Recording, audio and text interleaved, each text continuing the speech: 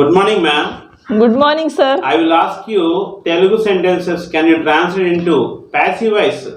Yes, sir, I can translate. Message రోజు నా చేత తీసివేయబడుతుంది.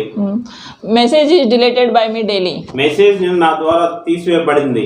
Message was deleted by me yesterday. Message రేపు నా ద్వారా తీసివేయబడుతుంది. Message will be deleted by me. Tomorrow. Message will be deleted by me tomorrow. Message ఇప్పుడు నా చేత తీసివేయబడుతూ ఉంది. Message is being deleted by me now. Message నేను ఈ సమయంలో నా చేత తీసివేయబడుతూ ఉంది. Message was being deleted by me yesterday at this time. Message ఇప్పుడే నా చేత తీసివేయబడింది.